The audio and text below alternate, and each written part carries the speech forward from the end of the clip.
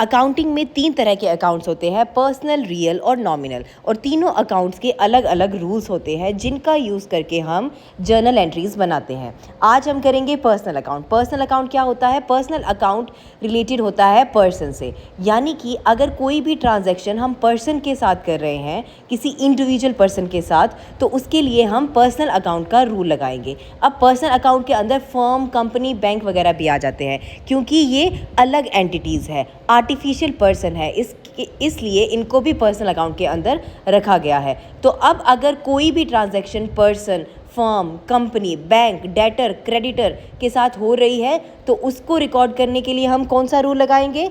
Personal account का rule. और personal account 3 type के होते हैं, नेचुरल पर्सन, आर्टिफिशियल पर्सन और representative personal account. Natural person होते हैं एक्चुअल ह्यूमन बीइंग, जो एक्चुअल में ह्यूमन है वो नेचुरल पर्सन है, जैसे कि राम, मोहन, श्याम, ये सब। आर्टिफिशियल पर्सन होते हैं जो एक्चुअल में ह्यूमन नहीं होते, लेकिन लॉ की नज़र में इन्हें एक अलग व्यक्ति का स्टेटस दिया जाता है। जैसे बैंक, कंपनीज वगैरह है, ये अपने नाम पे असेट्स खरीद भी सकती है, बेच भी सकती है और केस भी कर सकती है, इसीलिए इन्हें आर्टिफिशियल पर्सन समझा जाता है।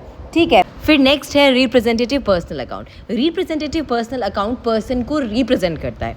For example, outstanding salary. Outstanding salary का क्या मतलब होता है कि बिजनेस ने अपने एम्प्लॉयज़ को सैलरी पे नहीं की, यानी कि उनसे काम तो करवा लिया है, उनकी सैलरी ड्यू तो हो गई है, लेकिन उन्हें पे नहीं किया, ये उधार है बिजनेस के लिए, इसलिए इसको बोलते हैं आउटस्टैंडिंग सैलरी। अब सैलरी बिजनेस देता है एम्प्लॉयज़ को, और एम्प्लॉयज़ क्या है? पर्सन है। तो आउटस्टैंडिंग सैलरी किसको रिप्रेजेंट कर रहा है?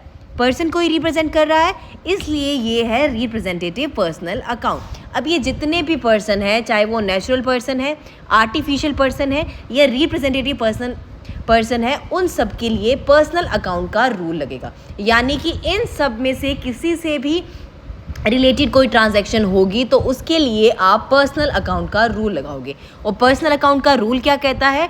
डेबिट द रिसीवर और क्रेडिट द गिवर। डेबिट उसे करो जो रिसीव कर रहा है, जिसको मिल रहा है, और क्रेडिट होगा गिवर, जो दे रहा है। ठीक है, for example, cash receive from Mohan. Mohan से पैसे आए बिजनेस को, मोहन क्या है?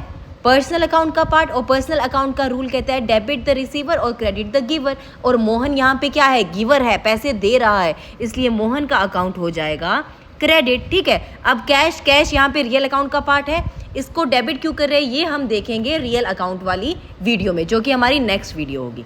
ठीक है।